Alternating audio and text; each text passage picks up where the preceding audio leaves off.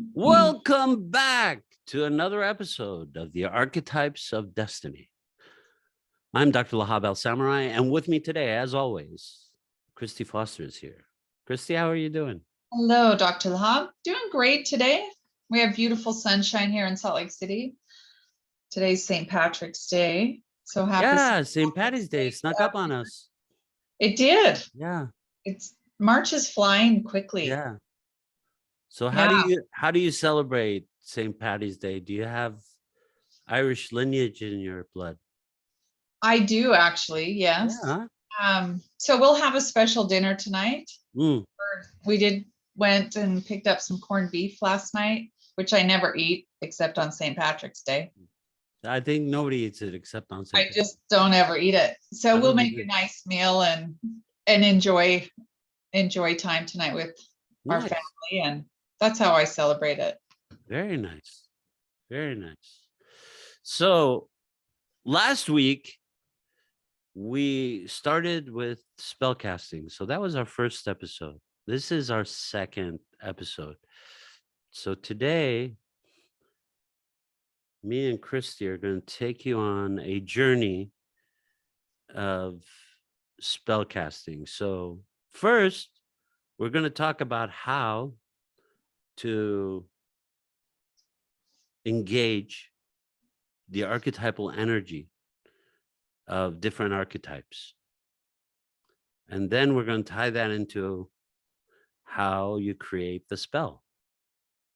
Because what you're engaging is archetypal. And so you need to know specific spells to engage the archetypal realm. The archetypal realm does not work like this realm. Tell us what it works like, just for reference of archetypal patterns. So the archetypal patterns respond to a certain type of energy. So you have to learn how to electrify it in a certain way. That energy cannot be electrified in the same way. So for the warrior, to electrify the energy of the warrior, to basically wake up the warrior and wake up the warrior's energy, what do? What do we say to them? Let's say they're in deep depression or that they've given up. How do we awake them, Christy? What do we say?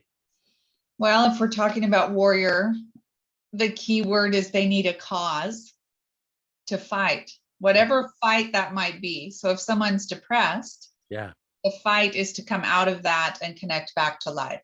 Yeah. So what would you say to them? What would you say?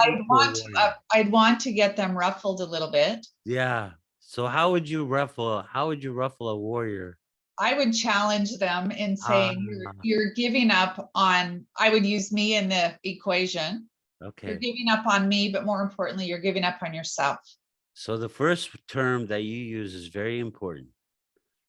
When you're engaging warrior energy, when you're electrifying it, you have to challenge. Yes. Right. It's not good just to tell them or be nice to them. It doesn't work. You have to challenge.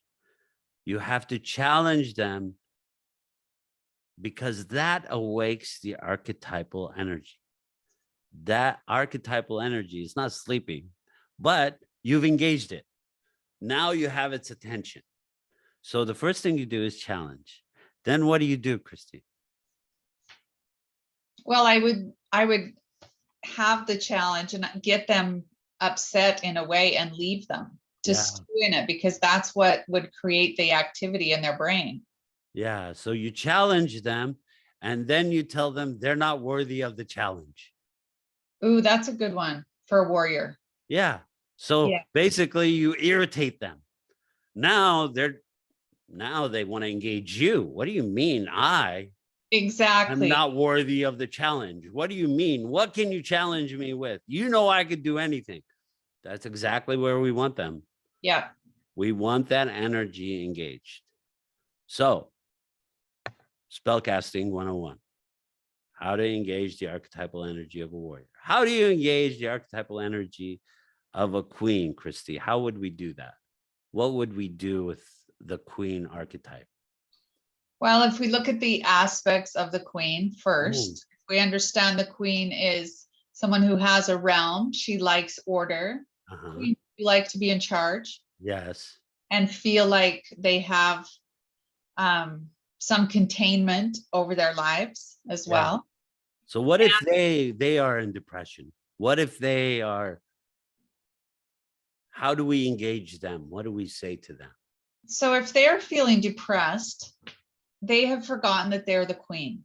Mm, They've really forgotten who they are. yeah. And I've heard this said by different queens. I feel misplaced. Yeah. I don't feel seen and I don't feel heard. Ah. I yeah. heard that actually this morning. I thought Yeah. that's the tie into the queen. Yeah. So that's their depressive state. So how do we electrify their energy, their archetypal energy into action? How do we get them?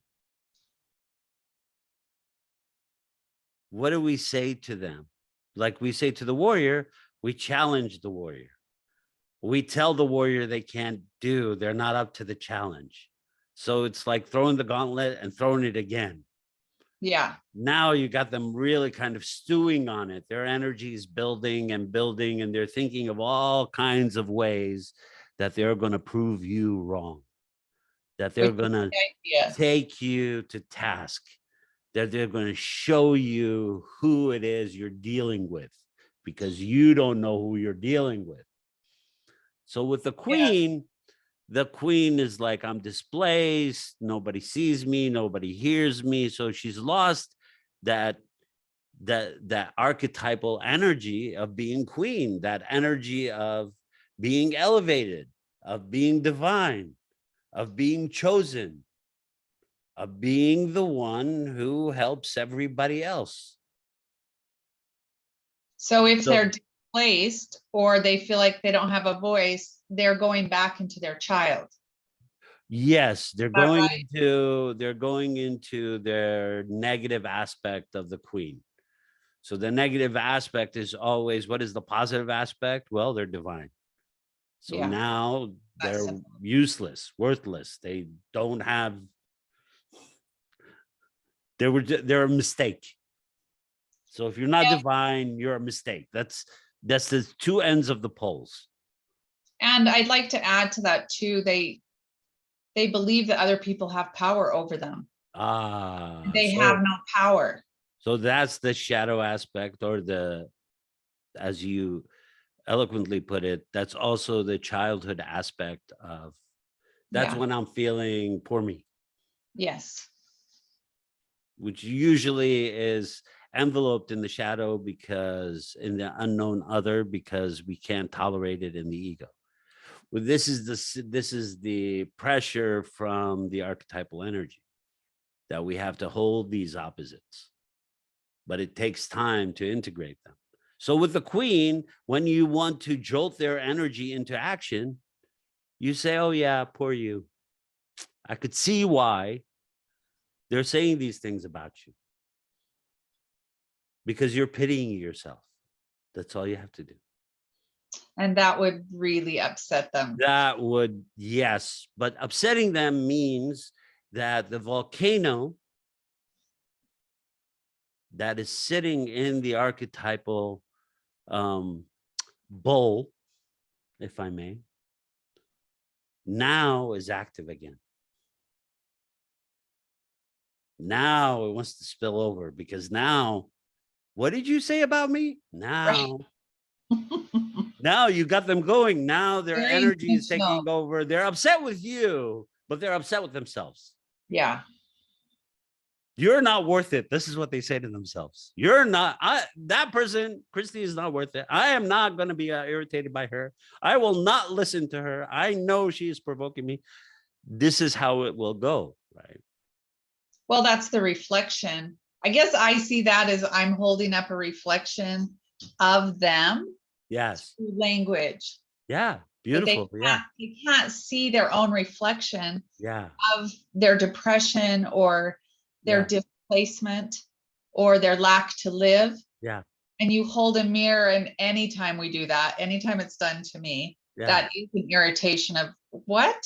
Yeah. Because we're blind to it. Yeah. So you're breaking the spell. Yeah. Because they are caught in the glitch. They're caught in their own glitch. And the glitch is when I'm stuck. I can't move. Yeah. So what do we need? We need an irritation. We need a provocation. We need something to energize us into movement. Now, when we use the term depression, I don't mean like clinical depression and you are like, because when you're clinically depressed, you need a lot of things before you're to the point where we can engage the archetypal energy. This is how far you are from the energy. But I'm talking about like feeling bad for myself or withdrawing from the world or feeling like nobody cares about me type of depressive feeling state. Yeah. If I may, kind of using Which we all go into. Absolutely, yeah. We We're withdraw. very aware when we're in it. Yeah, we withdraw from the world. Yeah. Yeah, we go into a cocoon. But the problem is if we don't emerge from that cocoon and we get stuck in it, we might never come out. Right. So that's why the energy needs to be engaged. So how would we engage the depressed lover, Christy? How would we engage the lover's energy? What would we say to the lover when she says, nobody loves me, nobody cares about me? When I was younger, Christy, when I was younger, everybody wanted me. Now, I'm an afterthought, Christy. I am decaying. Such an interesting word for the lover. I am decaying. I've heard that as well.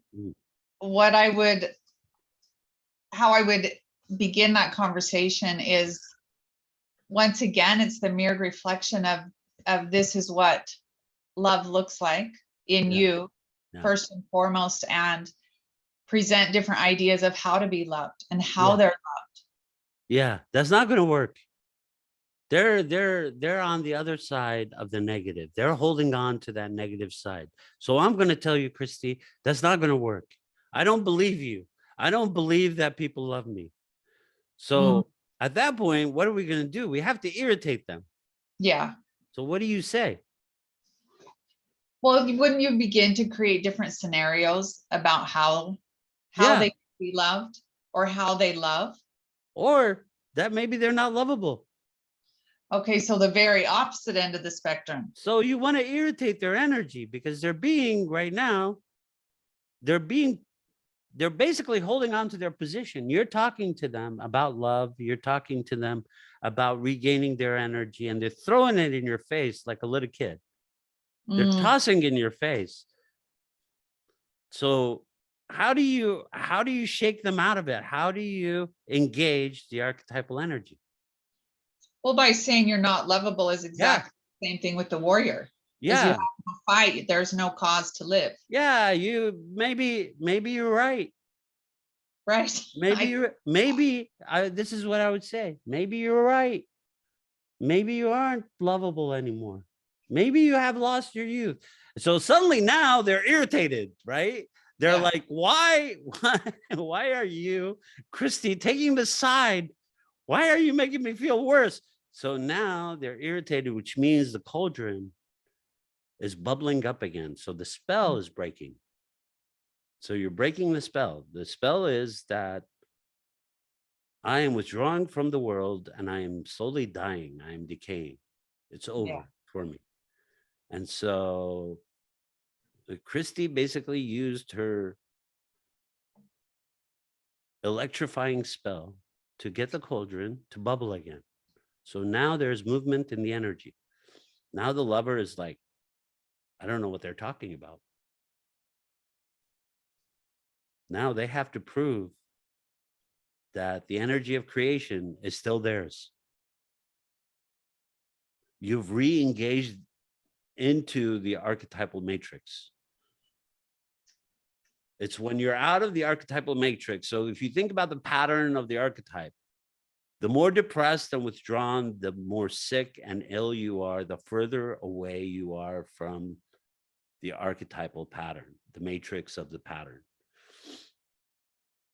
So the archetypal matrix sits above your pattern. You have an individual pattern that is absorbed in this the larger matrix of movement and action and a call to do something different, an awakening, a consciousness.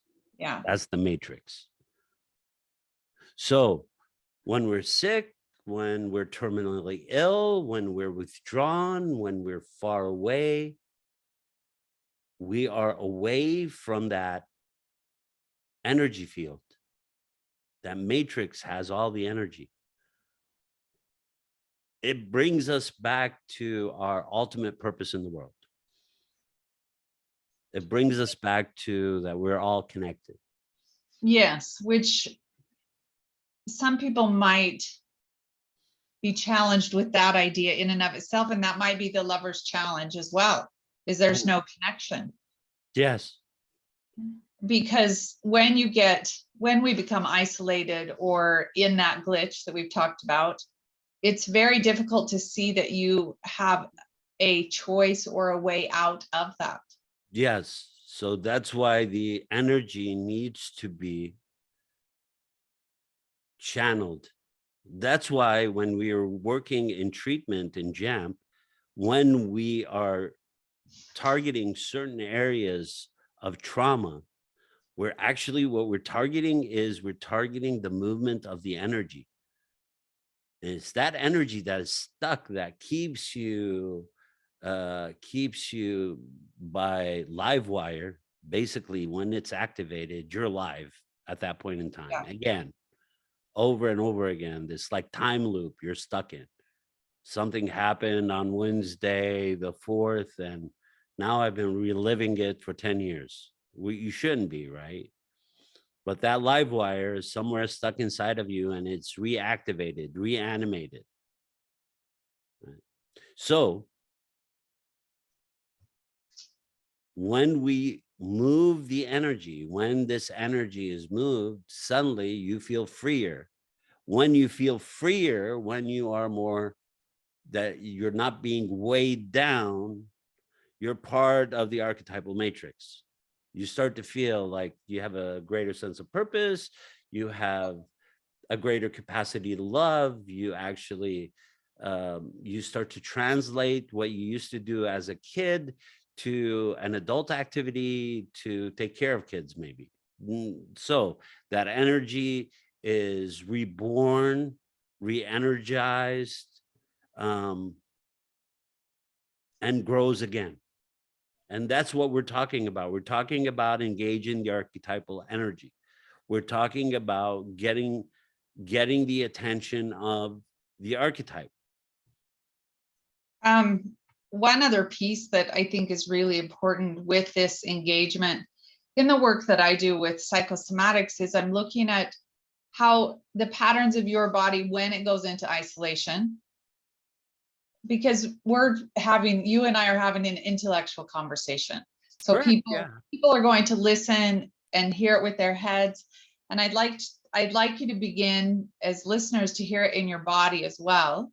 Is the patterns that within isolation, for example, in the body, when isolation shows up, just looking how someone stands, for example, one foot, usually the left foot, left foot represents our inner world. If it's pulled in, that presents the pattern of isolation of the inner self over time.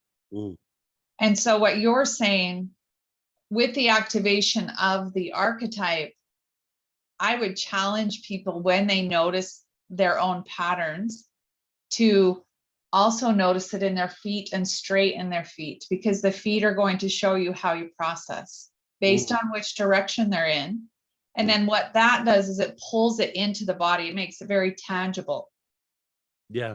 Because the crazy part about it is you won't want to. Yeah. because the body knows the patterns that it's most comfortable with. And sometimes someone that, if they isolate and I have them straight in their feet, they're going to say, that makes me uncomfortable, I don't want to. Yeah. Which is part of the glitch. Yes. The Yes. unwillingness to not do something different. Yeah, absolutely. Because it's stuck, right? Absolutely. Yes. And it's Because stuck it's over stuck. a It's stuck in the long body. It's stuck in the mind. It's stuck in the Yes. thought. It's stuck as a concept. It's stuck as um, an issue that is unresolved. It's stuck. Yes. Yeah. So the glitch is a time loop that basically existed when we became conscious of the traumatic event, when we opened our eyes to it, Yeah. when we fully took it in. That is basically when the glitch is born.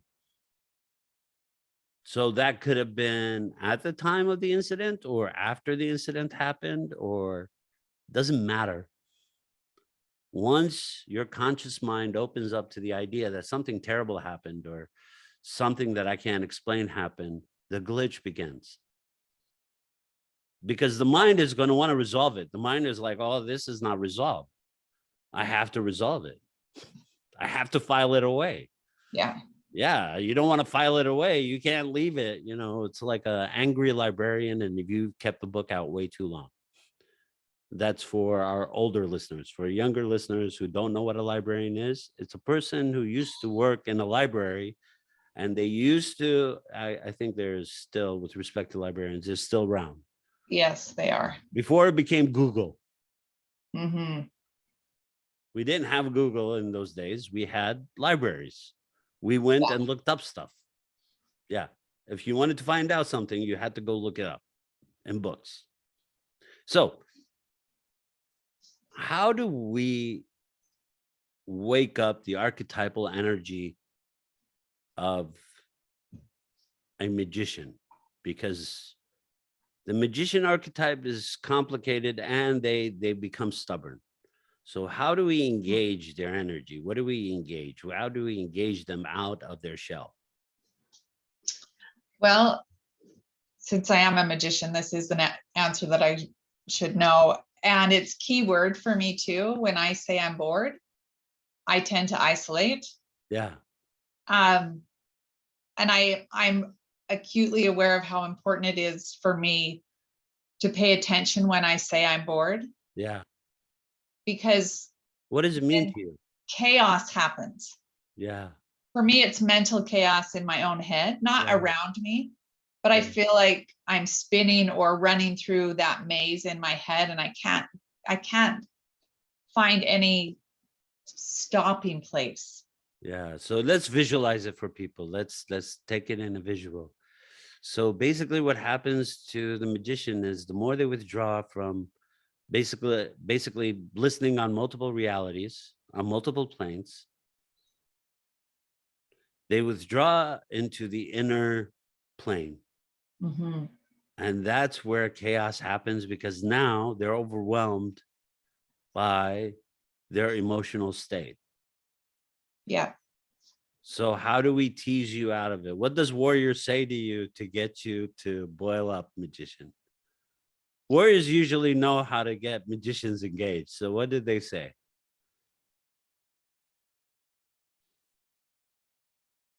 Well, I guess for me, it would be presenting me with something interesting. Yeah. They have to gain your curiosity, right? Yes. Yeah. Because what that does is it takes my attention from that maze and the looping into focus about something that is of interest or that is intellectually stimulating. Yeah. So the way I irritate you is say something to the effect of, you haven't had a good idea since I met you. So that would be an irritation to the magician. To the magician archetype, that would be an irritation. It's like, what the hell? Who the hell do you think you are talking to me this way? So the magician's energy is now revved up because they're in their heads most of the time. So now you're trying to bring them out of their head. Well, how do you get them out of their head? You have to engage the live wire. And the live wire is the archetypal matrix that holds them together. And that archetypal matrix, the way it calls you is like, have you thought about this? So even that sentence. Yeah. But that would have to come from another magician. From the other archetypes, it has to come in a different way. Like the lover is not going to engage you in the same way. The lover is not going to open the magician's eyes in this way. The lover is going to say, oh, nobody cares about what you do. That's how the lover is going to get the magician's attention. Yeah, which it would. Yeah. Yeah.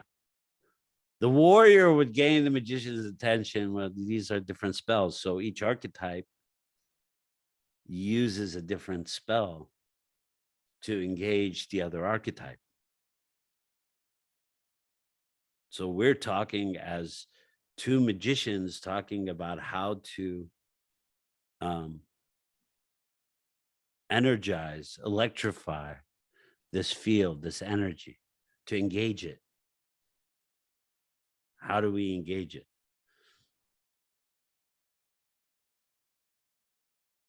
Well, you're plugging it back in. You're plugging it back into the matrix, and the agitation, that is what moves most people. Yes, there's a reason for agitation. Agitation is not a negative. No, it isn't at all. Yeah, so you have to understand that agitation, when we use the term agitation, it's not negative.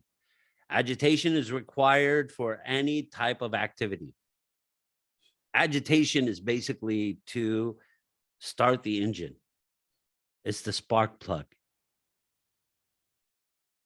It's that flicker that starts the engine. That's the agitation. Okay.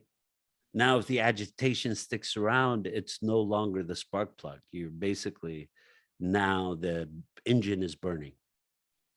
That's where the smoke starts coming out. That's prolonged agitation. This prolonged. So you need a little bit of it.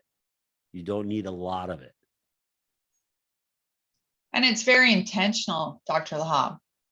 Like it would be an intentional spell, since that's the word we're using, because spell is the creation with words. Yeah. And I think, and I've had this conversation with so many different clients this week, the better we can understand our archetypal patterns, not our personality, our archetypal patterns and the other archetypes within people and relationships that we're with, the less attached we become to the outcome or how they respond to what we say. Because the danger comes in, and I think the loop comes in with people, is whatever lens we're looking through. So if I'm looking through the lens of a magician, and my language is the lens of magician, and I'm speaking to a warrior and I'm saying, why can't you see this? Yeah. And they're not understanding me. I'm going because you're speaking gibberish. Yes, in their language, because I'm only seeing gibberish through my lens. Yeah. Well, when you say you can't see this, it's like, no, it's not there. Exactly. Of course not. I can't see it. Of course not. You're crazy. That's why. And if I don't understand how the warrior sees, I'm going to only speak my language, which also keeps me in the loop of the glitch. Yeah, exactly. So when you're teaching archetypes, you have to teach all 4 archetypes in their language. Yes. You can't teach one archetype. Yeah. So that's why we have a lot of. Go on. Sorry. Well, if you don't know your archetype, I can't emphasize this enough. Yeah. If you don't know it, you're going to only see through one lens. Yeah.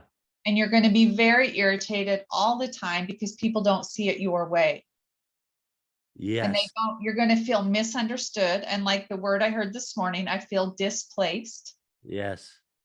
Because That's royal energy It's displaced. not understanding who That's she a, is. that's a queen archetype.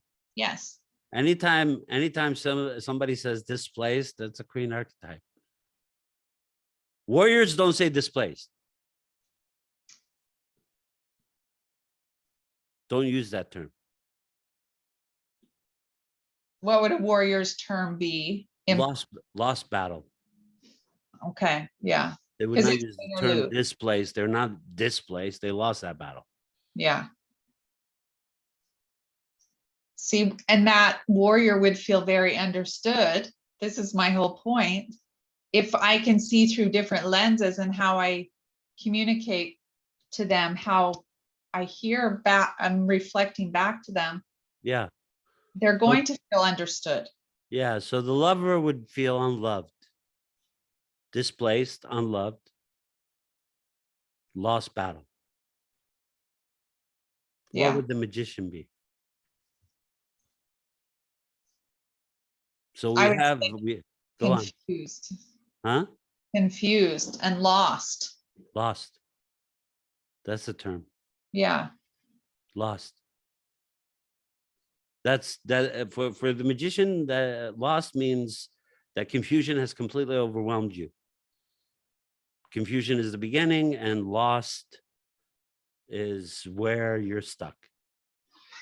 So if you're listening with an archetypal for the archetypal sound, mhm, then you're listening to terms like displaced, lost,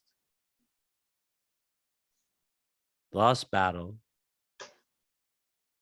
and unloved.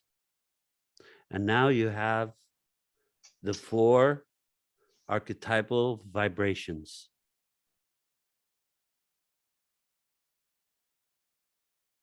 So the archetype, when you are depressed, also holds that energy.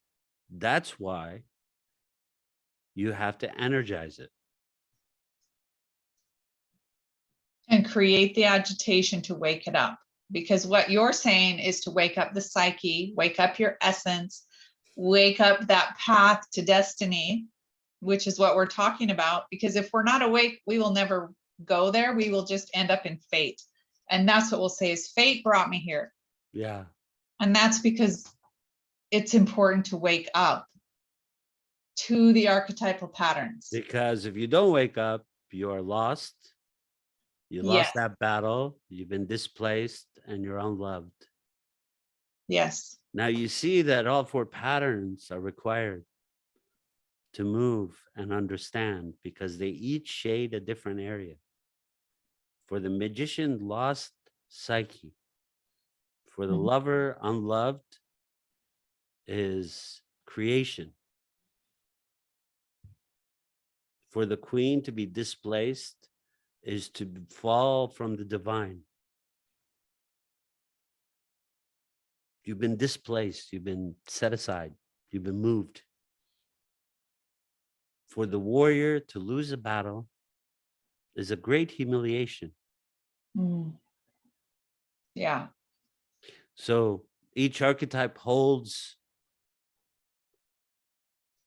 the energy of the poles in different ways, and they respond to different vibrations. So when we say vibration, what do we mean? Well, when the sergeant yells, "Cadets, present arms," the warriors know exactly what that means. Yeah. The lover will stick out their arms. The queen would say, "Who are you talking to?" And why are you telling me what to do? The magician would say, "Let the kids think for themselves. Mm. Stop telling them what to do." So the energy responds differently depending on the event and what the event is.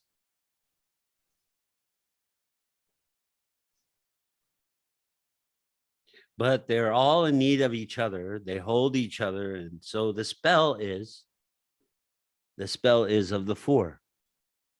To cast the perfect spell, right? What do they call this? What do they call it in these kids' games where they're chasing something? What is this called? They Not sure give what it a name. It's like a prize of some sort. Anyway, I'm just thinking. But this is a revelation of how it works. If you listen very carefully, you'll understand it. To cast a perfect spell, you have to elicit the 4 archetypes. That's casting a perfect spell. You always engage the spell by calling out the dominant archetype. So if your dominant archetype is magician, then you engage with magician's words. But to really get at the spell, you have to use the lover's language. Mm-hmm. You have to elicit the warrior's response.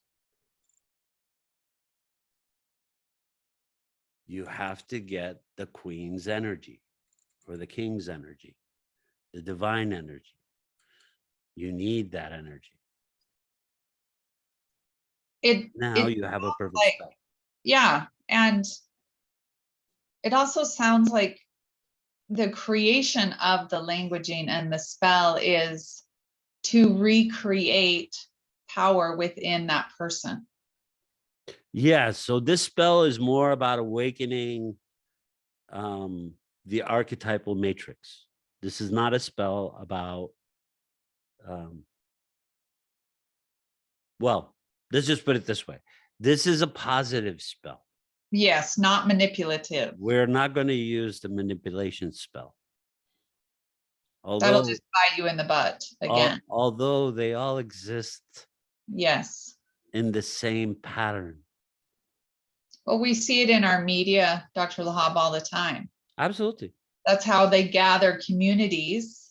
Yeah. Online is through spell casting. Yeah. Yeah. And but they usually only target one group. Right.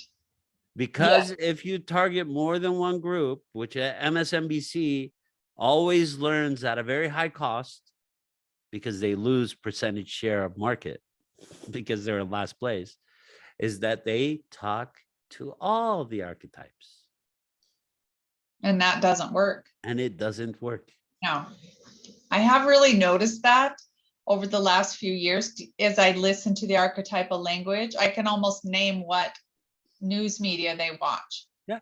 Because even whatever the media is saying to them is coming out of their mouth, and they're activated for the fight. Yeah. Or for the lack of love. Yeah. Or for the confusion and placement. All of the 4 archetypes. Correct. Have a place that they visit to get their news. Yes. Which I find fascinating. Well, yeah, because they don't perceive the world in the same way. No. Fox News is in black and white, which means Warrior Channel. Warrior. Yes. We're going to engage the warriors. They're going to be loud. They're going to be obnoxious. They're going to yell. They're going to spit. They're going to say crazy things. And that's why we love them. That's what they say. That's why we love them. So they use the manipulation of the lover's energy to say, we love you for being crazy. And making us a lot of money. I think in court, they said that they knew what Trump was saying was ridiculous, but they continued because market share. They were willing to promote a civil war because they wanted market share. Because market share means that I make more money. And you get more eyeballs on whatever. Well, yeah, market share is like, I get the commercials. Everybody wants to reserve time on my channel. Then they don't care. That, yeah, unfortunately, that's kind of what it. Once it's strained through the day or the years, it does come down to money. Yes. Since the beginning of time, really, is power and money. Well, There are two things that are going on. One is that the energy that's being fought over is archetypal. Explain that a little more. They want to own it. Mm. They want to own the energy. They cannot own the energy. So what do? They buy huge parcels of land. They rape and pillage the oceans. This is the new thing. It's called ocean mining. Just in case we didn't have enough destruction on this planet, well, let's destroy the oceans, because we don't have an issue right now with the oceans. We do. It's like massive pollution. There's plastic everywhere. There's plastic in the water everywhere. But that's not big enough. We have to like excavate the bottom of the ocean because there are minerals down there. So how do we destroy this planet? So we're trying to control the energy of the planet. And this is how you're trying to basically control the archetypal energy. And this is where destruction happens, because what you're messing with are things that are beyond you. They are not you. They are beyond you. They are eternal. They've held the structure for you for a long time. You identifying with them is not how it works. You understanding them is how it works. Because otherwise you end up identifying with a God. It's an eternal energy. It's been there since the beginning of time. That doesn't mean that energy doesn't move me through the world, doesn't create pathways for me to live, doesn't make my life easier, doesn't make it less complicated. To understand the energies, yes. Exactly. And understand living, understand existence. Why do we exist? What's the point of it? Yeah. This is why we exist. We exist because this eternal energy is basically becoming more and more conscious of itself. It's not conscious. We're conscious. So our little conversation on this podcast contributes to consciousness of the energy. This is what we all do. We do it all day long. Not us, just us, like everybody. Yeah. From the movie industry to the military industry to the podcast industry to the YouTube, and it doesn't matter where it is, everybody's doing the same thing. Mm-hmm. We're becoming more conscious of the energy. The energy itself uses us to become conscious because it doesn't have consciousness of its own. So it muses with our consciousness. And the more aware we are of that, I think the less weighted we are energetically. Absolutely. Yeah. Things are not weird anymore. Yeah. Things are like, oh yeah, this is how it works. Yeah. It's not weird. And I don't say weird anymore. I just say interesting. Yeah. Because this is how things function. We use the term weird because it happens over and over again in our environment, and we don't have an explanation for it. The reason we don't have an explanation for it is because we're looking through, and the organism is looking through its eyes to interpret what it doesn't see. So, of course, it's going to say this is weird, even though it has affected something else. Yeah. But you could see it with the mind's eye. It's a very different eye. Yes. And it's one that needs to be exercised more often. Correct. And I think with understanding the archetypal patterns and energies, that gives another doorway to practice with that other eye of sight. It broadens our lens that we see. And with that, I think it gives us a lot more room to be ourselves and enjoy being whatever archetypal pattern we have. Well, yeah, we get We're energized, right? watching other archetypes. Well, yeah, this is why we wake up. That's why we wake up the energy, because the waking of the energy awakes the organism. It stirs it into action. We're meant to be awake. That's right. Yeah. We're And meant that, to wake up. say that again. Well, we're meant to wake up to our own bodies, to our patterns, to our psyche. Because if we don't stay awake, I think that's when life gets so heavy and that we do go into the patterns of shadow. Yeah. Because we believe that that's what's real, and it isn't necessarily the case. No, because the lens is tainted in that way. Is tinted in that way. Yeah. It becomes darker and darker, so you can't see through it anymore. So the little light that appears seems very little. Inconsequential, I think the word they use. But this is important. That's the lens of the glitch. Yeah. Because when the glitch occurred, remember that loop in time when the trauma happened? Everything changed. Yeah. The perception of the world started to go through the time loop. How does it work after the time loop? After the trauma, you start to absorb things through the eye of this could cause trauma. Yes. They could cause trauma. I feel trauma. I feel angry. I feel lost. So it goes over and over again. This is why it's a glitch. It doesn't stop. You say it once, then you say it again, and you say it again. 10 years later, you're saying it again. Glitch. Yeah. And that's where JAMP is so helpful, because it helps you see the glitch first and foremost. Yeah. And I would also say the fear behind seeing it differently. Because there's a lot of fear held in, well, if I see it another way, then I might not be safe, or I might not be loved. I might not belong. Yeah. And then you do get consumed by that fear. Yeah. So, you know, we use the term JAMP all the time, and I noticed that we don't explain it as much. It's basically, it stands for Jungian Advanced Motor Processing. And basically the treatment is you are deep within a hypnotic state.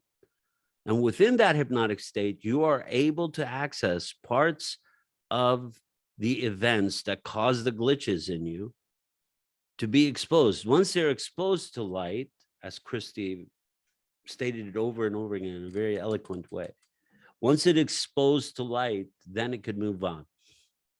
It resolves itself. Is the resolution of the glitch.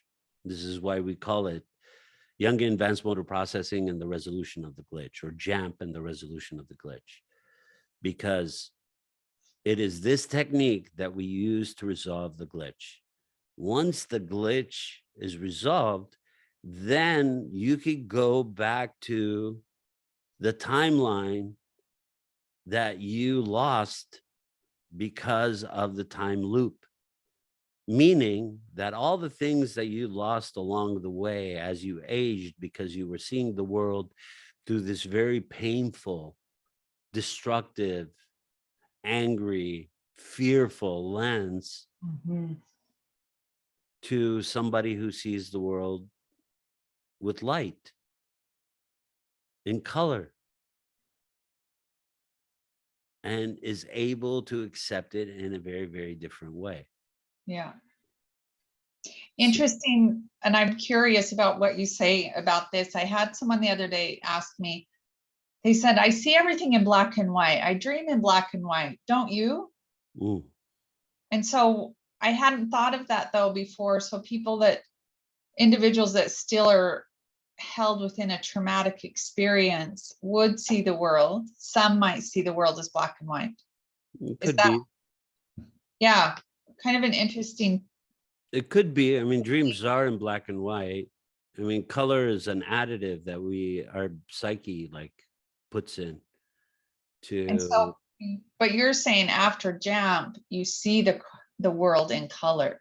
You see the world. Yeah. You see what the colors you were missing. So the black That's and what I mean. white. Yeah. That's So what you're talking about is how trauma causes us to see the world in black and white. Sorry, I misunderstood. yeah. Um, I was taking it literally. Warrior. No. Um, the the way we start to look and experience the world is through a lens of where we are stuck, and that lens is basically not clear enough, so we don't see the outline of what we're staring at. We don't see the full color of the outline. We don't see where life is in the outline. When it's in black and white, you can't see the color of life. Right. You can't see it in their eyes. You can't see it because it's black and white. And we are not black and white. Mm-mm. We as humans are much more colorful. We're not a color. We're multifaceted colors, and you have to experience us in that way. It's a very limiting experience if that's all you see. You're Yeah. going to run into a lot of doors that way, because that means you can't see past what image comes in front of you. And Yeah. that's insane. Basically, that's a child. Even the child starts to learn very quickly that no, there's something behind it. Mm-hmm. Well, and a child has the natural curiosity to not ask your permission what's behind it, but just to Look. discover and look. Yeah, they look behind it. And as the wounds of the child are healed within the adult, Yeah. that's when the waking up happens, which is the looking, which is the excavation, which is finding the new things that this person might have never experienced because of trauma. Yeah. Which is a beautiful gift to the self, to anyone, to expand that breath of color and joy and connection and love. So hopefully we have cast that spell of joy and love for today's episode. Thank you for joining us, everyone. Thank We you. really enjoy this podcast. We would love to hear your comments. There's a new Anchor has become Spotify, Spotify podcasters. So in that program, they have you could DM us through the app. Oh, that's a cool thing. That's brand new. So you could tell us what you thought of the episode. You could tell us if you enjoyed the episode. You could tell us what you'd like to hear more from us, or what you would not like to hear from us. We might listen to you. We're open. Yeah. We're open, right? Yeah. Okay. Thanks for joining us this week. We will be back next week. Thanks, Christy. You want to say anything before we go? Now, yes, I do. Stay open and stay awake. There's many ways to see the world.